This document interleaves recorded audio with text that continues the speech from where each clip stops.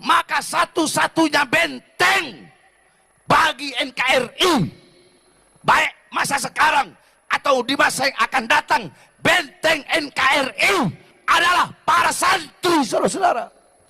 Nah, santri-santri di daerah-daerah, santri-santri di tempat-tempat, itu tergantung tempatnya. Santri-santri itu tergantung tempatnya.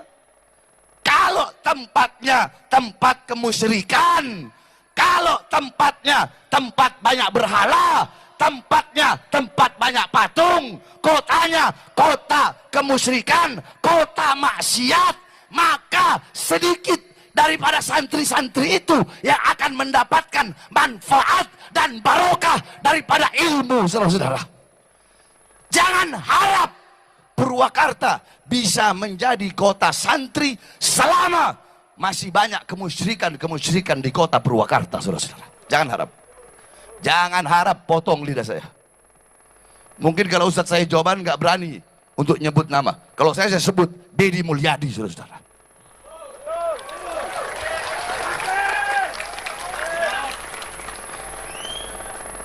Ya kenapa Jokowi aja saya sebut, apalagi Deddy. Dan alhamdulillah ketika itu Bupati ikut mendukung. Bahkan ketika itu Pak Kiai setiap tahun Pak Bupati hadir ikut mendukung kegiatan ini, saudara. Ketika itu tahu Bupati yang sekarang, apalagi Gubernur yang sekarang, nah nggak tahu dah tuh urusannya. Hati-hati aja Jawa Barat jadi kabupaten atau provinsi berhala, hati-hati. Ayo semuanya nih, hati-hati nih Jawa Barat, Jawa Barat, Jawa Barat. Bu, mana ibu-ibu? Bu, angkat tangannya, Bu. Hati-hati, ini di Jawa Barat nih sedang ada ala khatarin azim, sedang ada bahaya besar.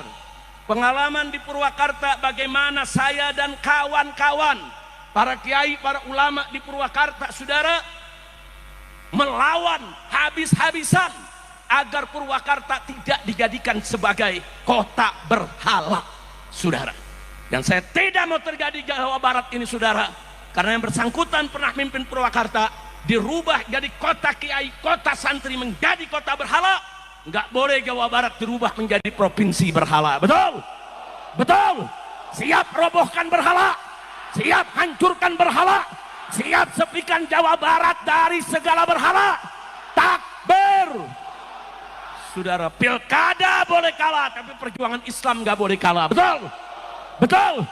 Pilkada kita kalah, tapi bukan berarti perjuangan Islam kita berhenti. Betul. Siap tetap berdakwah, siap tetap beramal ma'ruf nahi munkar, siap untuk lawan kemusyrikan, siap untuk terus sebarkan Islam. Takbir. Shallu ala nabi. Kan gini loh, syirik mensyirikan, sesat mensesatkan menjadi hal yang biasa sekarang kan. Setingkat Pak Quraisy aja disebut sesat kan? Setingkat Pak Mahfud MD saja disebut sesat, gitu loh. Setingkat Pak Mahfud MD loh itu. Kemudian setingkat dulu Cak Nur, pemikir besar Hasanah Islam Indonesia, itu juga disebut kafir kan, gitu loh. Saya Gus Dur sama kan, sesat. Ya kebetulan saya ini adalah para pengagum mereka, gitu loh.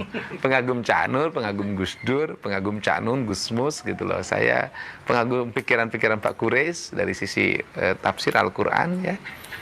Ya, tentunya saya memahami itu dalam 3 pokok pikiran.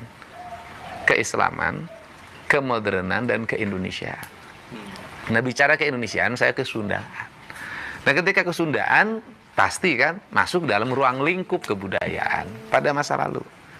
Yang jadi pertanyaan saya adalah, kenapa setiap nilai-nilai kebudayaan masa lalu bangsa saya, orang Sunda atau orang Jawa, selalu dimusyrikan, selalu dibikin identitas bertentangan dengan agama?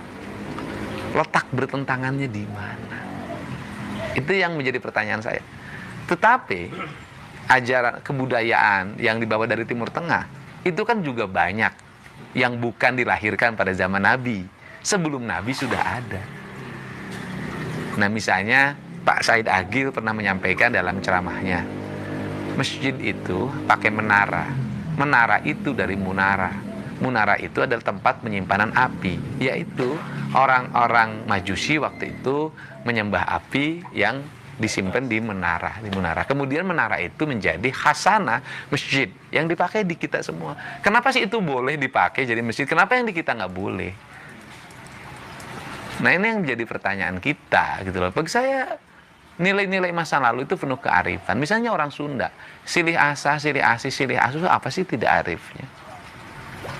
Ada kereta kencana, kemudian dikasih dikasih ratus, dikasih bunga. Apa bedanya dengan bendera yang dihormat? Kan sama, diarak setahun sekali, orang nonton foto-foto. Apa bedanya dengan bendera yang dihormat? Kan sama aja. Apa benderanya sih dengan bendera ormas, bendera partai? Kan sama gitu loh. Itu kan simbolisasi saja. Ya, kalau itu nggak boleh, bendera ormas juga jangan dibela-bela dong. Kan ketika nama ormasnya dilecehkan orang lain kan ngamuk. Kan ketika nama partainya dilecehkan orang lain kan orang ngamuk juga. Kan artinya bahwa samalah semuanya juga masih menghormati simbolisasi gitu loh. Cuman beda. Ya cuman beda. Nah itu problemnya apa? Misalnya kain pohon dikasih kain, terus problemnya apa? Katanya itu dianggap ingin menghidupkan agama Hindu. Nah pertanyaan saya, ada nggak di India pohon dikasih kain? Nggak ada. Itu khas Bali aja. Bukan khas Hindu loh. Khas Bali. Bali itu khasnya budaya Nusantara. Nah kemudian menjadi pertanyaan saya, terus masalahnya apa? Bagus mana pohon dikasih kain dengan pohon dikasih paku? Dikasih paku, kasih iklan, ditulisan di situ. Misalnya hubungi 08 sekian gitu kan ya, untuk sedot tinja. Oke. Bagus mana dengan pohon dikasih kain? Nah, yang dimasalahin kan kain kotak-kotak warna hitam. Nah, kain kotak-kotak warna hitam itu kan bukan barang baru di kita. Semar itu dalam golek, wayang golek itu pasti kainnya kotak-kotak hitam. Hanoman itu kan kotak-kotak, karena orang Indonesia itu mengenal dua warna hitam putih. Kan sama dengan di Mekah. Mekah juga kan hitam, kenapa nggak pink? Kan artinya warna hitam memiliki makna filosofi. Warna putih memiliki warna filosofi. Nah kemudian kotak-kotak. Nah kalau kotak-kotak juga nggak boleh, papan catur juga nggak boleh. Oke, Kang, apa pertimbangannya membungkus pohon? Estetika, agar pohon itu nggak ditempelin paku. Dirusak. Kenapa dikasih kain? Karena eksentrik. Karena dikasih kain pink nggak pantas. Nah, yang disebut menistakan itu apa? Orang menistakan agama itu, orang miskin lapar, nggak dikasih makan. Orang kayanya tertawa terbahak-bahak, itu menistakan agama. Anak-anak yatim dibiarkan terlantar. Orang-orang sakit dibiarkan tanpa pengobatan. Itu menistakan agama. Itu kan orang pemahaman Sunda Wiwitan mereka pahami sebagai agama. Saya Sunda Wiwitan saya pahami sebagai ajaran Sunda Wiwitan. Wiwitan itu asal, awal. Ya Sunda Wiwitan Sunda yang mengajarkan tentang awal manusia penciptaannya, kecintaan terhadap lingkungan, kecintaan terhadap bersama, tidak boleh berbuat berlebihan, silih asa, silih asi, silih asu. Lebih ke filosofis. Filosofis dan nilai-nilai ajaran. Terus apa salahnya? Bukan sebagai bagian dari agama yang perlu. Nah, pertanyaannya saya adalah dari sistem ajaran nilai yang diajarkan tentang ketuhanan, kemanusiaan, lingkungan, apa yang salah? Terus tunjukin di 1000 patung itu di mana? Katakan bilang seperti itu. Loh enggak, mereka salah pemahaman. Di Purwakarta itu patung itu bukan barang baru. Purwakarta itu punya industri keramik pleret, ya kan? Membikin celengan dari tanah liat, celengan semar, terkenalah celengan Paleret. Jadi itu asli Purwakarta. Celengan Paleret, dibikin patung celengan yang besar-besar, yang harimau, yang itu, yang ini. Nah, ada khas Paleret namanya menong. Nah, menong itu adalah identitas Paleret dan menjadi khas Purwakarta hari ini. Saya menjadikan menong hari ini menjadi asalnya mukanya perempuan, menong itu. Ya kan? Diganti oleh saya mukanya jadi wayang dua muka. Kalau ada Dorna, di baliknya ada Semar. Kalau ada Yudhistira, di baliknya ada Duryodhana. Kalau ada Sangkuni, di baliknya ada Bisma. Jadi manusia itu dua muka. saya pasang di gerbang masuk ke arah Purwakarta lewat Jatiluhur. Itu khas yang bikinnya orang Pleren. Itu identitas kita. Terus pertanyaan saya, yang problem apa? Nah, berhala ya konsisten. Kalau patung itu dianggap berhala dan tidak boleh, bikin keputusan yang menyeluruh untuk seluruh orang Indonesia. Dalam keputusan Kepres, dalam Perpres, dalam undang-undang. Karena saya bupati penyelenggara konstitusi. Pertanyaan saya adalah, kenapa sih kalau patung harimau Kodim nggak dimasalahin? Kenapa patung Lodaya di Polres nggak